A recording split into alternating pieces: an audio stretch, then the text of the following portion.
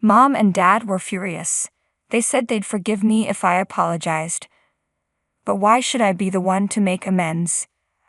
I can't see myself getting along with people who would say something like that. I've decided I'm never going to see them again. Don't be ridiculous, I said. If that's your attitude, I'm divorcing you. Leave. Actually, I was about to leave anyway, he replied. My name is Jade and I'm a 30-year-old office worker. Recently, my boyfriend Harry proposed to me. We met at a meetup for online gamers, and he's 7 years older than me. He's kind, accepting, and understands how important my work is to me. He gives me the space I need, which I really appreciate. However, now that he's proposed, I'm unsure what to do. I hadn't really considered marriage before. It feels like a binding commitment, and I worry it might take me away from my work, which I love. I don't have hobbies, and I'm not sure what to do on my days off.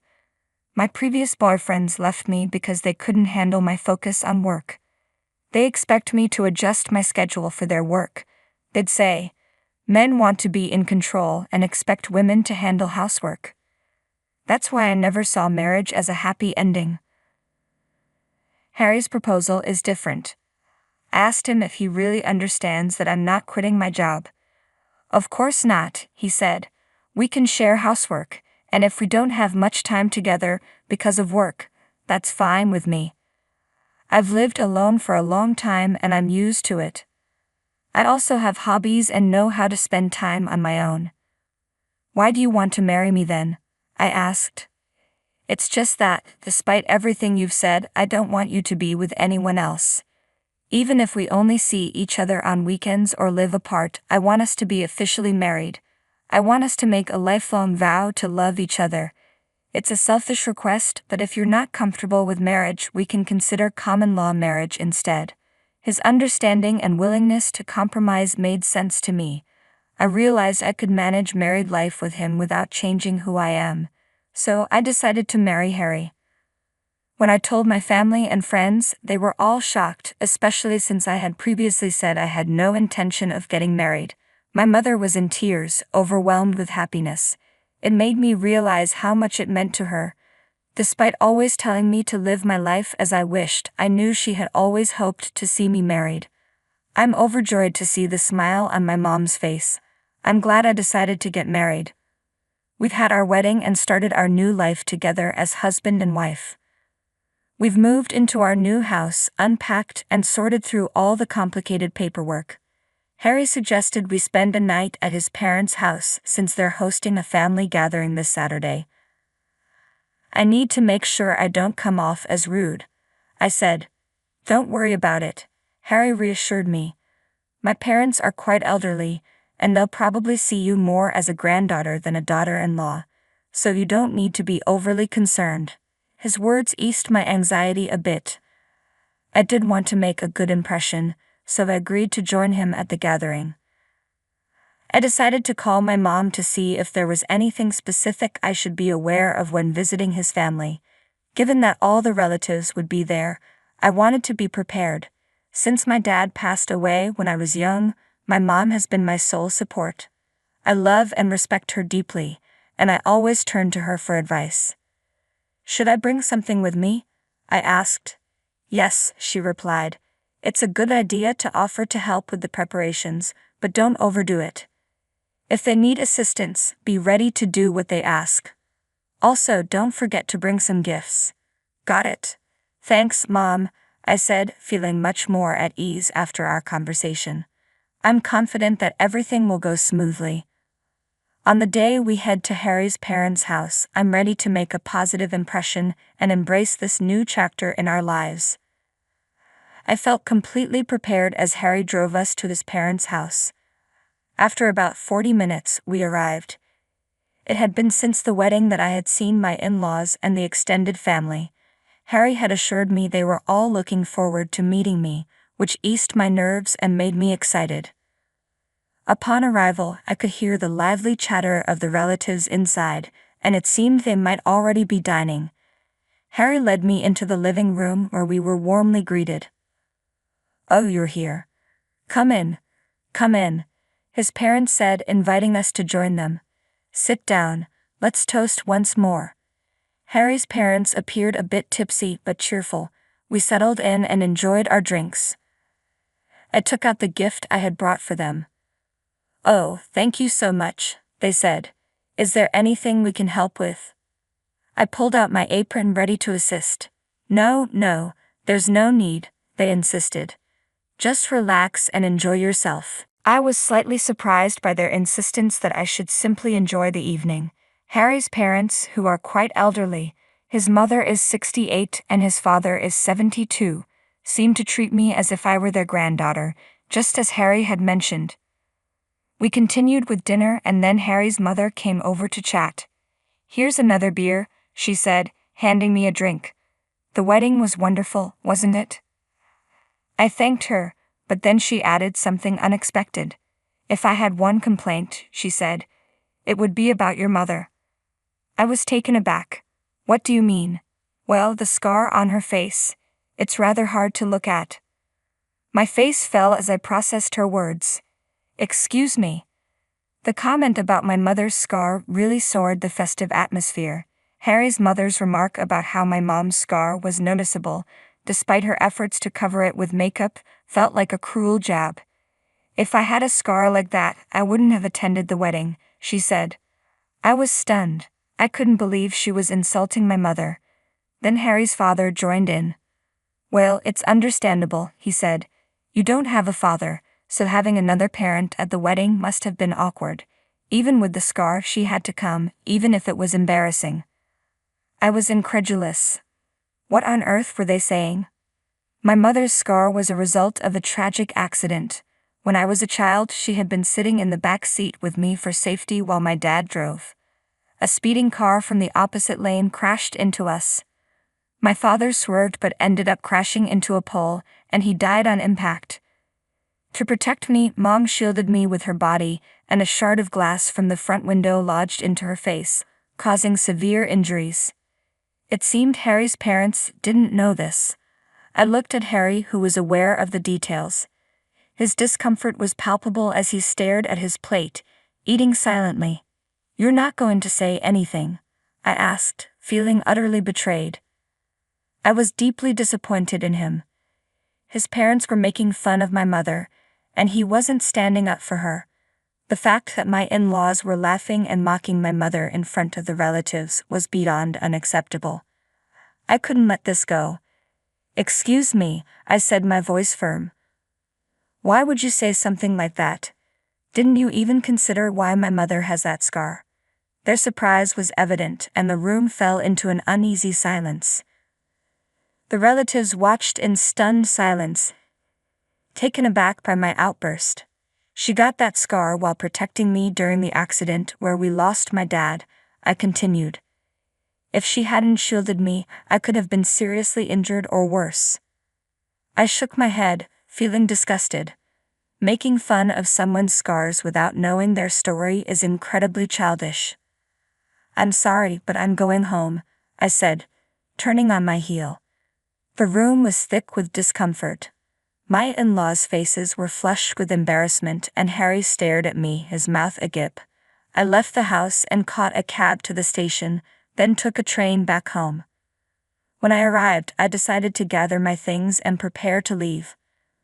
But since it was already late and I had been drinking, I spent the night at home. The next morning, I waited for Harry to return. I wanted to leave as soon as possible, but I decided it was better to talk to him first before making any final decisions. When he arrived, he looked furious. He threw his bags down and glared at me. "What was that last night?" he demanded. "You embarrassed me and my parents." "Your parents are the ones to blame," I shot back. "They insulted my mother in front of everyone.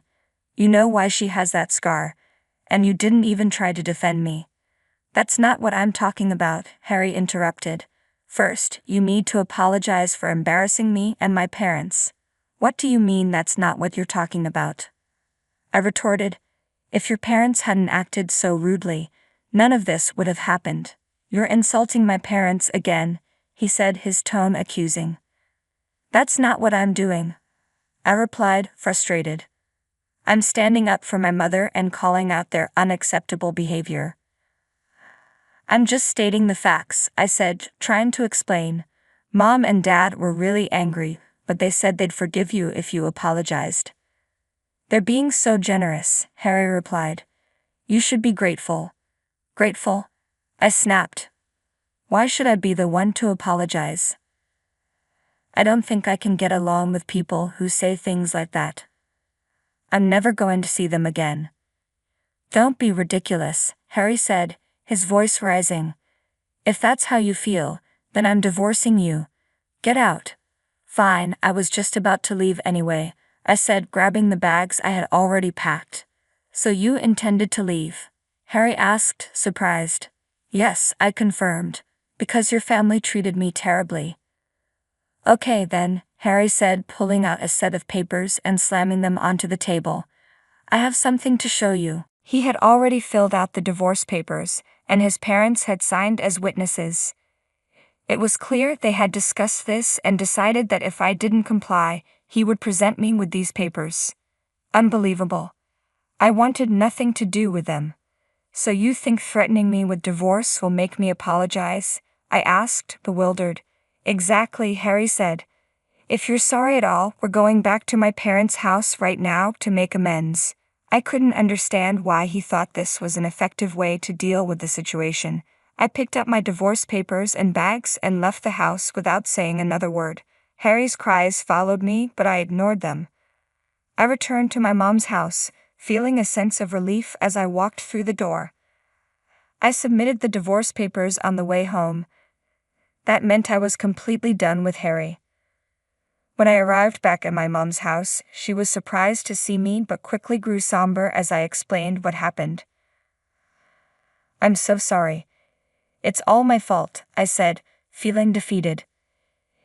If you say that again, she warned, I'm going to get angry. You're the person I love and respect the most. If anyone insults you, I'm not forgiving them, whether it's my husband or his parents. Thank you, Mom, I said, feeling comforted. A few days later, Harry reached out to me multiple times, but I ignored him. It wasn't long before he showed up at my doorstep. I didn't want to let him in, so we talked at the entrance. Will you please respond to me? You need to come home right now, he pleaded. Why should I countered. I have nothing to do with you anymore. What do you mean? He asked, confused. I submitted the divorce papers, I said firmly. What? Harry's eyes widened. We're no longer husband and wife, I explained. Don't be ridiculous. Why would you do that? He demanded. You were the one who prepared the papers. It was just up to me to submit them, I replied. I was only trying to threaten you, he stammered. What does it matter? Why would you fill out the divorce papers just to threaten me? Asked incredulously. I can't believe this, he said, his voice rising. I'm going to register the marriage again.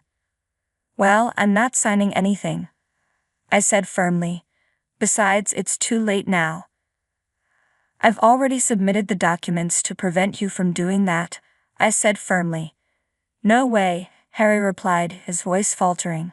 He seemed to lose his resolve. Please reconsider. We were in love. You know that's not why you want to continue the marriage, I retorted. What do you mean? He asked, confused. You want me to take care of your parents, don't you? I said, raising an eyebrow. They're elderly and seem to have various health issues. You wanted a wife who would look after them, right? Otherwise, the responsibility would fall solely on you as their only son. Harry stood there, stunned, clearly not expecting me to confront him with this. He started, but his voice trailed off. Suddenly, his expression hardened. Fine. If that's how you feel, then you're coming back with me, right now. No way, I said firmly. Why should I take care of your parents? They have nothing to do with me anymore. Shut up, Harry shouted. I'm taking you home, no matter what. Do you think you can threaten me? I countered. I'm serious, I'm not coming with you. As Harry continued to argue, a man appeared behind him. I looked at the newcomer, startled. The man addressed Harry, his tone authoritative. What do you mean by what you just said, sir? Huh? Who are you? Harry asked, confused. The man flashed a badge. I'm sorry for the intrusion. I'm a police officer, patrolling this area undercover. I can call for help right now if that would make things easier, the officer said. No, thank you, Harry stammered. Are you stalking this woman? The officer asked. No, I'm her husband, Harry replied. Her husband? But it sounds like there's trouble here, the officer said, glancing at me.